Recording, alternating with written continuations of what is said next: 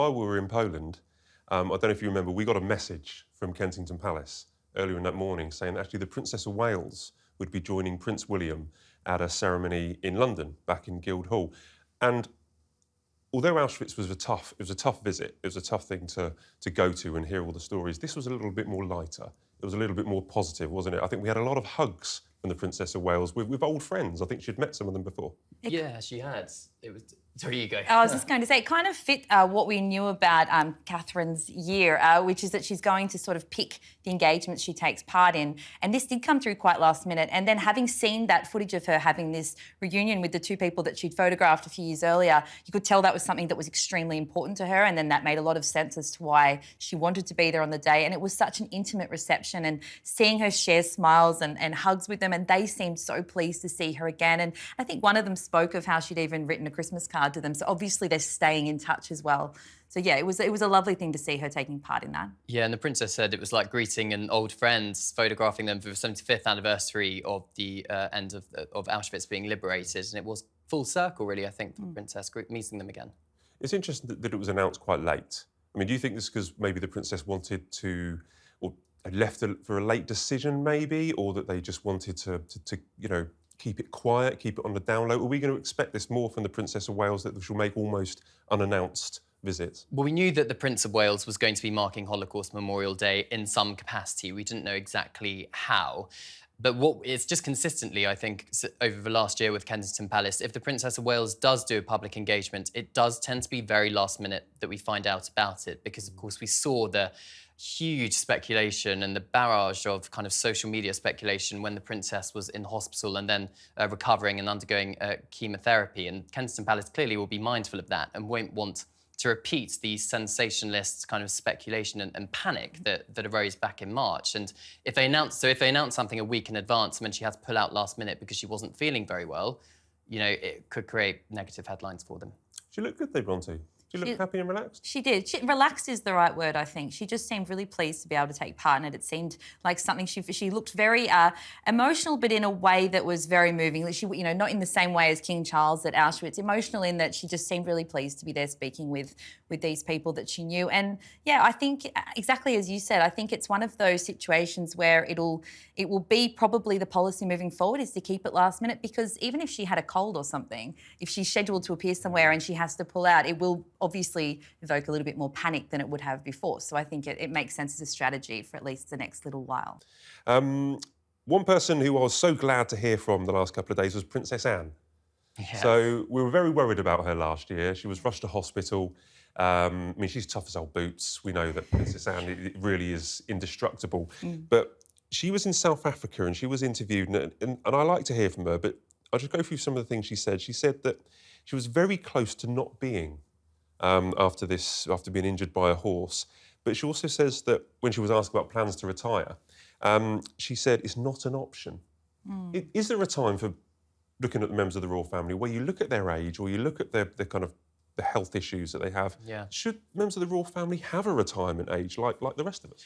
Well, traditionally they haven't. I mean, obviously the late Queen went on until her last moments. Prince Philip, Duke of Edinburgh, I think he was 96 or something when he retired in 2017, so he was incredibly old. And Princess Anne, I think, really takes after her father and is, as we know, a very hard-working member of the royal family. She's consistently the top in terms of number of engagements each year. I think she genuinely enjoys her work. And if you remember back to the interview she gave with Canadian television just before the coronation, she said, the idea of a slimmed-down monarchy seems like a better idea when there was a few more people around, and it doesn't really work anymore. And I think will be aware that if she suddenly retired, there'd be even fewer working members of the royal family who can pick up the slack. And this conversation of retirement as well reminded me of, I think it was about 2021 when the late Queen got COVID and that press release came out. And this is probably, I'm sure from everything we know about the Queen, this was her own directive, but I remember it said she has symptoms, but she'll be maintaining light duties. And I thought, my goodness, can she have a break? She's in her 90s, please. She's got COVID. Let her rest. But I think that this idea that's been instilled in them from everything we know about the royals and Anne especially and the late Queen. It's that they work and they're taught about the role and the duty from a very young age. And I wonder, though, with the William and especially with everything that's happened with Catherine over the last 12 months, I wonder if when the new generation sort of takes the throne, whether that mentality might change a little, and they might get the concept of there is a point at which you can step back. It also will probably have everything to do with how many royals are on the roster. That does appear to be a crucial detail. Well, do we place too much demands on the royal family? Because I just remember thinking, you're talking about the late Queen there, and I remember reporting at the time and thinking, you're right, just relax. Take a week off. Enjoy your retirement. We don't need you racing around when you're unwell. And I thought that with the King as well. I mean, he did rush back quite quickly, but that's the King. He's a hard-working fella. But even when he was unwell and couldn't work, he was still staying up late, reading his red boxes. And we're told that he actually enjoyed the fact that he had so much time to carry on with his correspondence and write his many letters.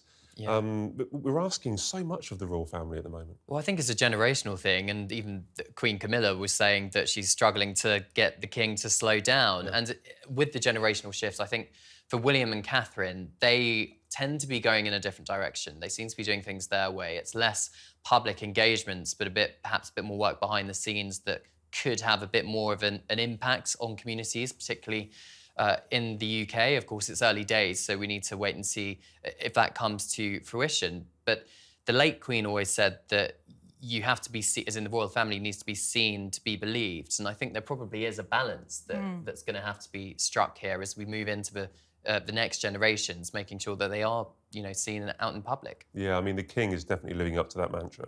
The fact that he came straight back out after, when he felt healthy enough, he was straight, and he wants to be seen to be believed. Yeah. Just to end on that interview from South Africa with Princess Anne, she also said, asked about, her health, and she said, "You are sharply reminded that every day is a bonus." I mean, I like that from Anne. Amen. I think she's opened up quite well on that. There's been a lot of that from the royals over the last year. I think they've all sort of reached that point, and it's a good mentality to have at the end of it. Let's hear more from Anne. Right, guys. We are all impeccably dressed today. Yeah. Me and Cameron both in ties. Yes. I do like a tie on the show, and Bronte obviously looking wonderful in green. Can we talk about royal fashion?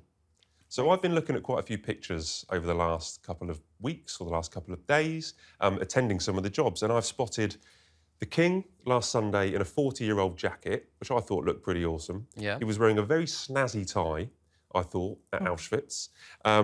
Prince William's been wearing a shacket recently, which this is a real thing. It's half jacket, half shirt. I know. Okay, and he seems to have modern clothing with bright white trainers.